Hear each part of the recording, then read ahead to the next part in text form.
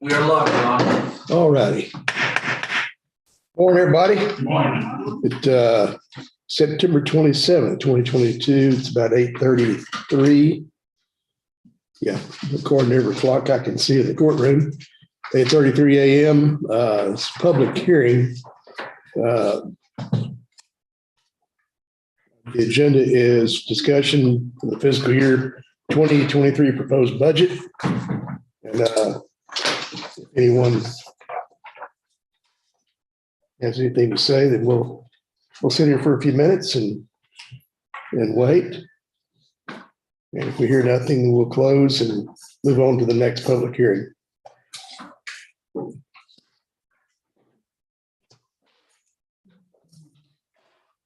Oh, Ms. Hayes, how are you today?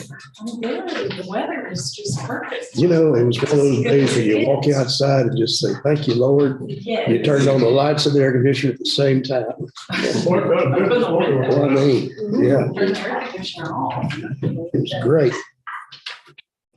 Used to look forward to the first morning when you go out and feel good, to get close to hunting season.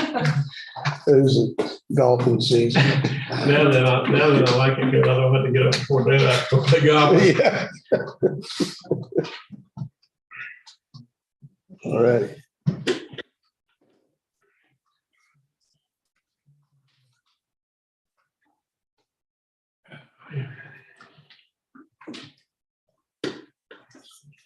Sheriff, how's the new location coming along? This is coming along pretty good right now. Good. Yeah, It's we're still waiting on internet and telephone service and some other things, but until you walk through what you have, and I know Commissioner Arthur has, until you walk through, you don't realize how big a place that is. Yeah. And to check Yeah, on stuff that needs to be fixed. it's nice. I went out, I took a walk through it with Betty the other day. Well, it'll give you a few years service probably. Hopefully maybe 30. You know, at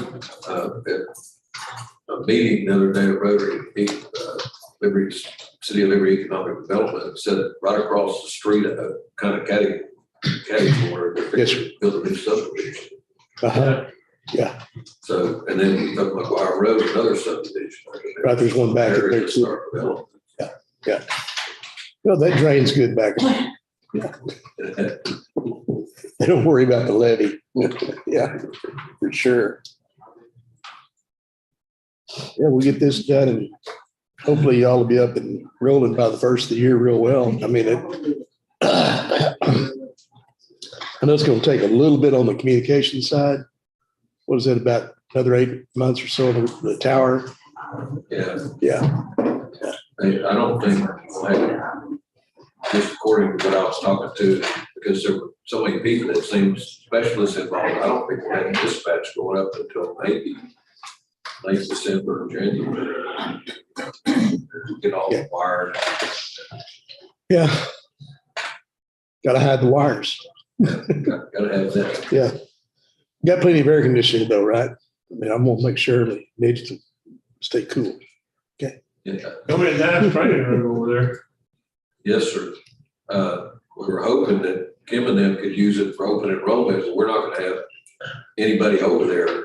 Yeah, The way it is, whenever they turn the keys over, we're gonna have to designate somebody to go by and stay at that office to let the contractors in and out. They're still doing the touch-up stuff and delivering the furniture and everything. I don't know I know who wants to go over there, Charlie. I don't mention any names, but yeah. Yeah, But then that take her away from the office where she can do her work. There's no Yeah. phone service or anything else over there. yes, yeah.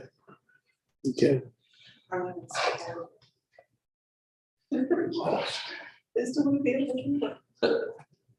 Oh, well. Oh, well, you're on candy camera. All righty. Well, hearing no discussion on proposed fiscal year 2023 budget, I'll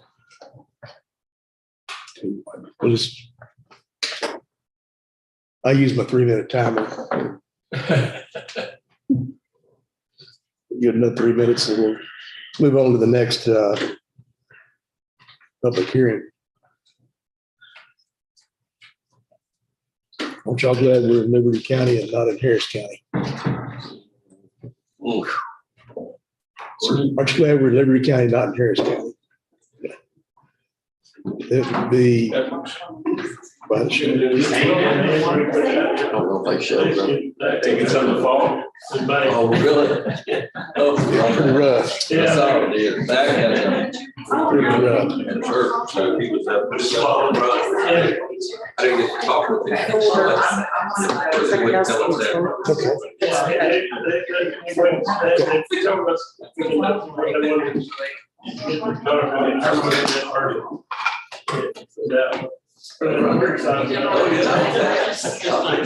you got one budget? Knox, get with you, did we get these? You need the budget version? That's the initial. Got one. Jackie, We turned it off. I got plenty of those. So you didn't play golf this weekend anywhere? No. Remember, I don't know exactly what the Crime Stopper deal is.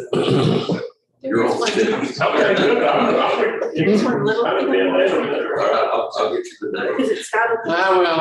I'm looking forward to that. But it's got a power.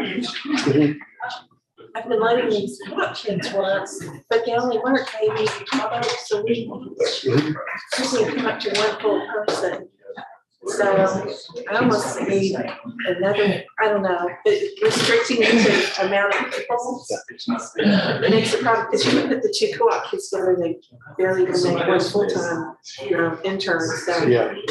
I don't, with working with these kids going to school, I mean, they're all part-time, so limit, with it setting in the budget only two, I'm not getting a lot of help out of that, you know what I mean? If we could just limit it to 5 or maybe. Yeah. I don't know, but I'll probably ask you just to limit that next week. Does that make sense? Yeah, it's just look at this simple.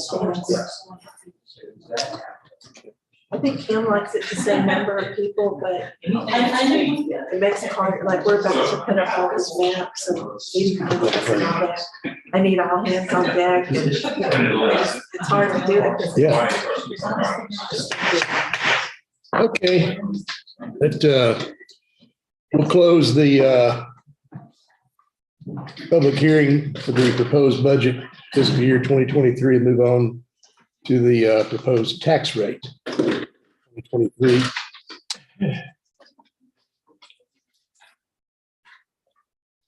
We will leave that open. Anyone should wish to discuss.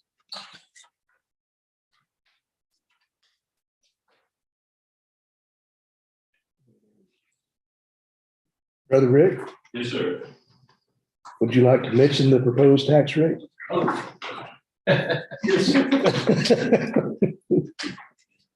Just proposing it, or Well, yeah, I mean, we can discuss a little bit about it and then the difference between yes, the top and the bottom and what they used to be called, just for the public information, because yes, sir. a lot of folks don't know how well the legislature treated us and changing the names a couple of years I'll ago. give you my short version of how I see it. Okay. We had some good news, Liberty County values went up. We had, I think, the number, but it was in billions of our increase, 1.9 billion, something like that, I think, over Yeah. last year's values, which in part, that doesn't even include the new improvements that were done this year, which will be reflected in the next cycle. But the way the tax rate works, it's kind of everything's in a bucket. You have a value and you have a rate. Mhm. And when the value goes up, the corresponding rate comes down. So basically, county was what, 50, last year, 55, 54, Yeah, something like that. 5.4. Something like that, 5.8, or anyway, we're 54 cents, I'm gonna say, 55 cents. So when we have an increase in value, that 55, all things equal, would have come down, compressed down. Mhm.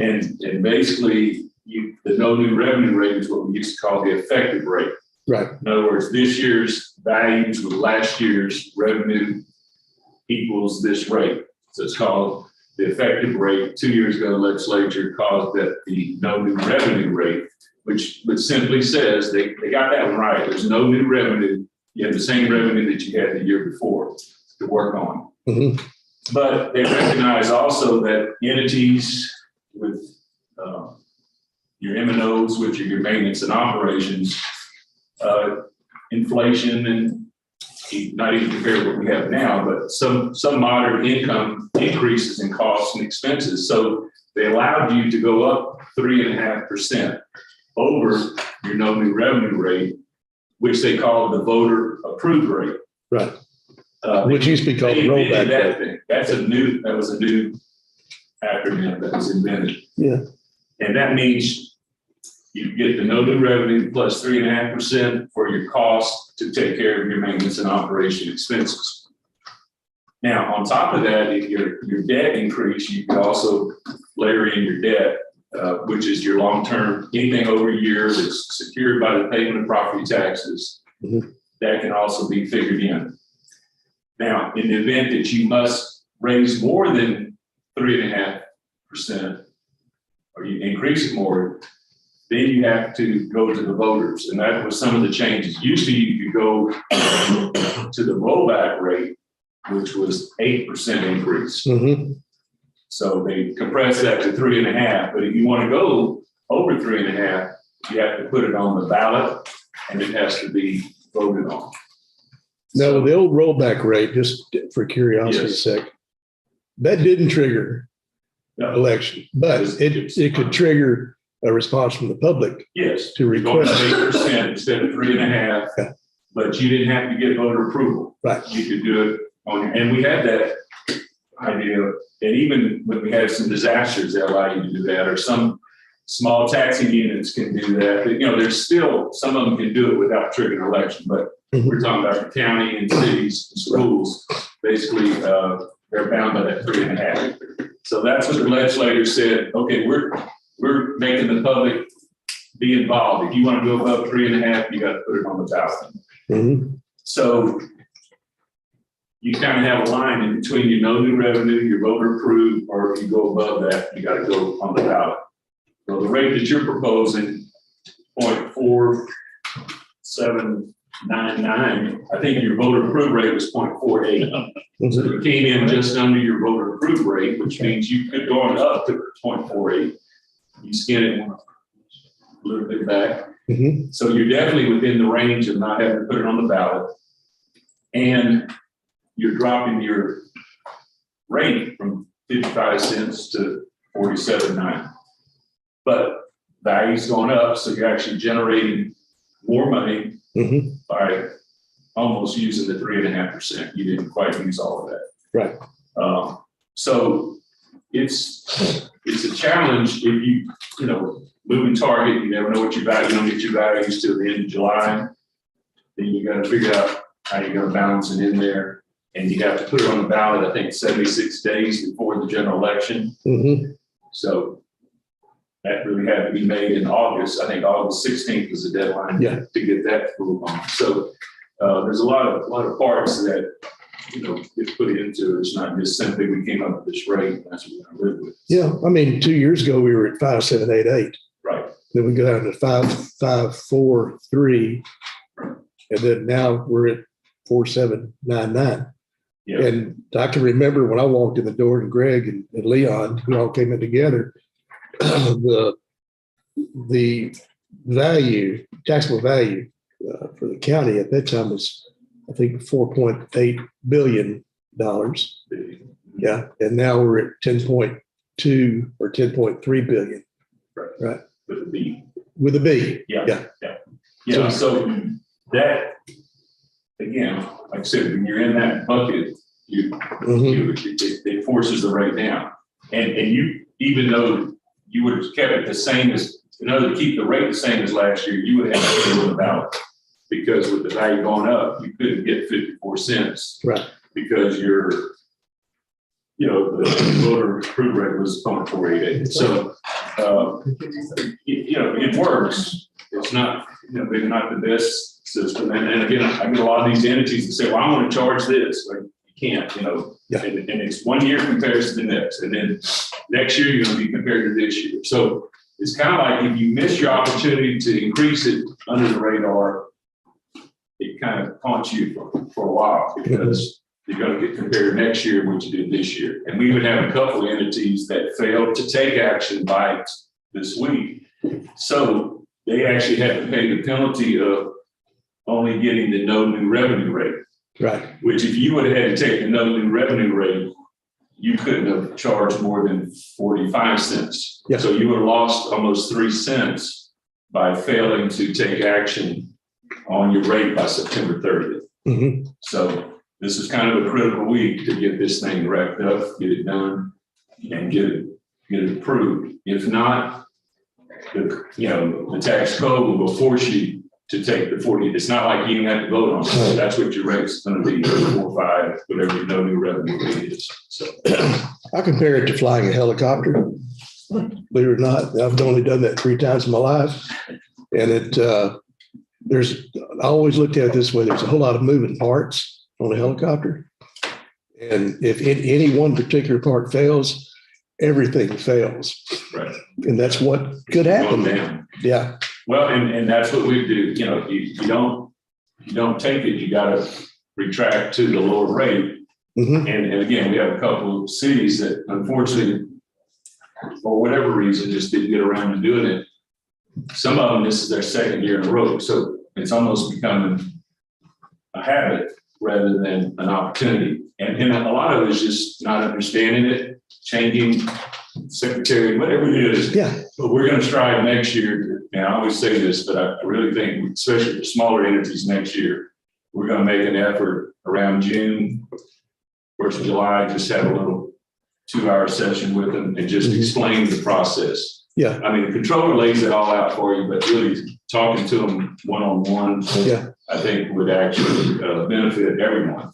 And I've been doing this for 11 years and is having to explain it in the detail I've had to this year, I gained a better sense of being able to explain it, in layman's terms. So it's not a real simple process.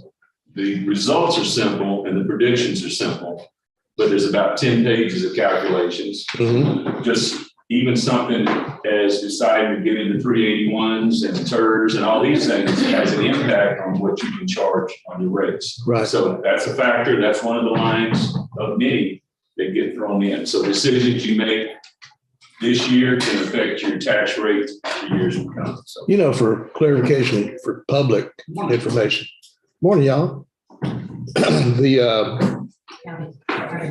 In a conversation one evening with Glenn Hager, who is our comptroller for the state of Texas, and a fellow Aggie, by the way, I just thought I'd tell you that. We were discussing the comptroller's role in tax rates and appraisals and everything else that roll along with it.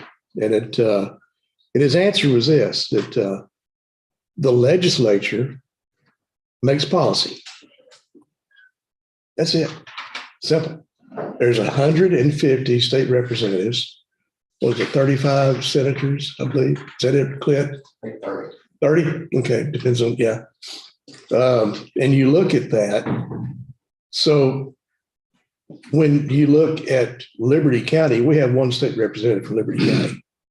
He covers 3 counties. Now, Harris County, with their population, they have, I don't know how many state representatives, probably 7 or 8 anyway. And then you've got places like Kinney County in the middle of nowhere. I mean, really so. And probably have one state rep that covers 5 or 6 counties because of population again. And when you really get down to it and you try to have a policy come about in the county for taxes, for ad valorem taxes, what's fair? Well, now I'm going to tell you, there's some counties out in West Texas that have a whole lot of oil and revenue, and gas and oil, and they like what they have. They get ready to build a new jail, sheriff. They pay cash for a brand new jail. We don't have that opportunity. But when you try to explain to them, we need some kind of change, they're happy. They're not going to make a change. They're not going to affect change at all. Right.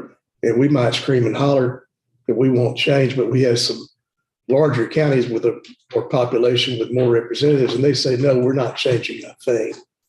We like the way it's working. So legislature does make policy, they control policy. That policy, therefore, is passed down to the comptroller to enforce that policy. Is that the way you see it too? Well, I see that, and I even take it a step further, even to kind of give a little credit to our local CAD. You know, you say, well, I say they have a very influential position in the county, Mhm. determine your values and exemptions. But the person or the department that's over them is the controller. They say because they want local taxation to fund schools. You know, that's their optimum deal. So they're not going to let a central appraisal district lowball values, because that means then the legislature has to write a bigger check to the schools. I mean, that's kind of how I look at it. Yeah. And so they'll come in and they'll test the CAD. They'll come in every 3 years, I think. And you have to be within a certain percent margin. And they have the you know, I don't know if you ever done any appraisal work, but usually you have to go to the market and see what stuff's selling for.